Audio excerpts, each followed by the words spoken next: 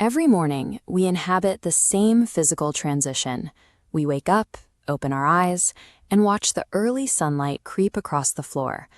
When a sequence repeats thousands of times, the eyes eventually stop registering the specific details. We overlook the way a shadow stretches or how the air temperature changes, missing the subtle internal shifts that occur as we leave the dream state. Identifying these shifts requires an understanding of liminality.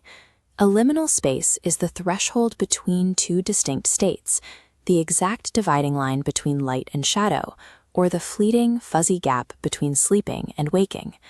To articulate hidden human emotions, we have to look past the solid objects in our lives and focus on the fragile boundaries between them. This search for meaning in the boundaries is the focus of a slim 64-page collection of translated poetry called The Deleted World. The original Swedish verses were written by Tomas Tranströmer. His global importance as a writer was cemented when he was named a Nobel laureate.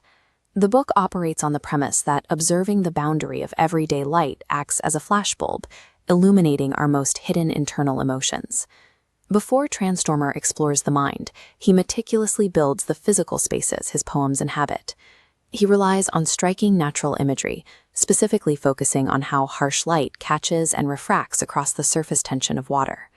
These environments are described in verses that are spare and deeply meditative. A minor shift in the angle of light on the page redirects the gaze from the horizon line back into the self, moving from a landscape of pines and stones to a landscape of memory. In Tranströmer's work, the observation of sunlight becomes the mechanism for seeing the psyche. Reconstructing that mechanism in English fell to the Scottish poet Robin Robertson. Robertson created freely rendered versions of the poems rather than literal translations, a choice that created immediate literary tension. A word-for-word mapping often fails to bridge the gap. When strict syntax is prioritized, the emotional data falls out of the equation. Robertson bypasses this rigid syntax. By prioritizing vibrant, living English verse, he successfully transfers the feeling across the language barrier. This approach has made The Deleted World a celebrated introduction to Tranströmer's work, though it remains a subject of debate among literary purists. Capturing the raw power of these moments often requires a departure from literal accuracy. This perspective defines light as a vital tool for introspection.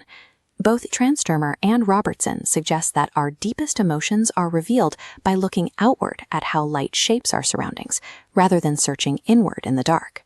You can see these transitions in the way morning light hits a glass of water, or in the shifting shadows that define the threshold of sleep.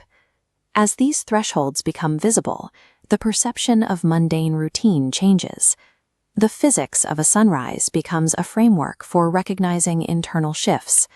The boundary of everyday light is a permanent, ever-present opportunity for profound emotional discovery.